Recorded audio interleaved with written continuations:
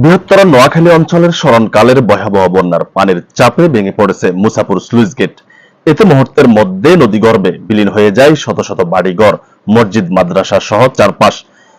এই ভয়াবহ ভাঙন থেকে বাদ যায়নি রাস্তাঘাটও। ঝুঁকিতে রয়েছে সোনাগাজী ও কোম্পানিগঞ্জের বাংলা বাজার সংযোগ সেতুটি। গত কয়েকদিনে এই অঞ্চলে বন্যার ফানি কমলেও ভাঙনের তীব্রতা বেড়েছে বহুগুণে। আর এই ভাঙন ঝুঁকিতে রয়েছে নোয়াখালী জেলার কোম্পানিগঞ্জ উপজেলার মুছাপুর, চরহাজারী, চরপার্বতী ইউনিয়ন এবং ফেনী জেলার সোনাগাজী উপজেলার চরমজলিশপুর, চরসাহাবিকারী সহ কয়েকটি ইউনিয়ন। ভাঙন আতঙ্কে রয়েছে চরপার্বতী ইউনিয়নের বসুহাট থেকে মৌলভীবাজারের প্রধান সড়কটি সহ বেশ কয়েকটি মসজিদ, হাট বাজার ও শিক্ষা প্রতিষ্ঠান। মুছাপুর, চরহাজারী, চরপার্বতী, আমাদের পার্শ্ববর্তী সোনাগাজীর চরসাহাবিকারী এবং চরমজলিশপুর, সামনে আমাদের লেমুয়া, বেতুয়া, পুরো এই এরিয়া কি আমরা আমরা আমরা আমাদের এই ছোট বেনী নদীর ভাঙনের কবলের মধ্যে পড়েছি। এই যদি আমরা মুছাপুর কলেজারের কাজ শুরু করি তাহলে আমাদের ওই কাজ শেষ হতে ৩-৪ বছর লাগবে। এই ৩-৪ বছর কি আমরা নিয়মিত কি এই যে দেখছেন পাশে জোয়ার ভাটা আমাদের নিয়মিত আসবে।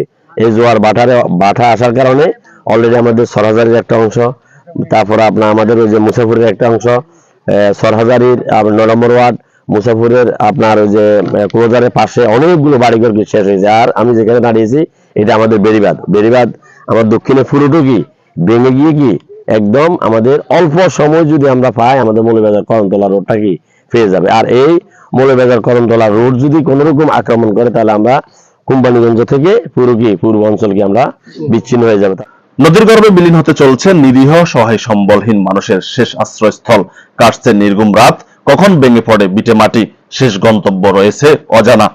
রাধু আর বাগের ভাঙিয়ে চার হতে তেতে নাই আয় এক গেছি অন্ধকার লই না তাই আর স্বামী টামি নেয় আজ যে টানি গরগানো মার হইরা সোনাই আর গরগানো নাই। জোয়ারের পানি ঢুকে নষ্ট হয়ে যাচ্ছে মাছের গের, শাকসবজি সহ ফসলি জমি। এভাবে চলতে থাকলে পথে বসতে হবে হাজারো পরিবারকে।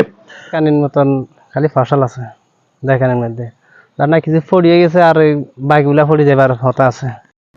মুছাপুর ক্লোজার ভেঙে পড়ায় নিজ বিটে মাটি রক্ষায় ভুক্তভোগীরা ব্যক্তি উদ্যোগে চেষ্টা করছে প্রতিরোধের। নদীর পার্লিং এখানে একটা পার্লিং আছে, আমাদের আরো পিছনে মোট পাঁচটা পার্লিং আমরা চরহাজারী রহমতপুর ৯ নম্বর ওয়ার্ডে করছি।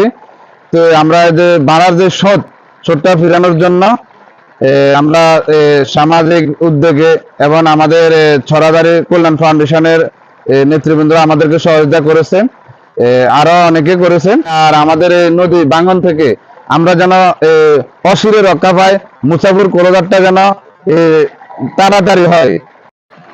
চরহাজারী ৯ নং ওয়ার্ডের রহমতপুর এবং তেল্লারঘাটের দক্ষিণ অংশ রক্ষার জন্য কিন্তু এলাকার জনসাধারণ প্রাণপণ চেষ্টা করে যাচ্ছেন।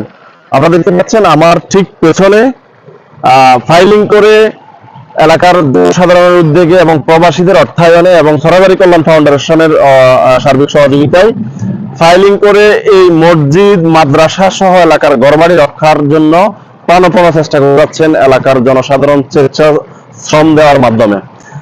শুধু চরহাজারী ইউনিয়নের রহমতপুর নয়, নদী তীরবর্তী এলাকায় ভাঙন রোধে ব্যক্তি ও সামাজিক উদ্যোগে কাজ করছেন সবাই।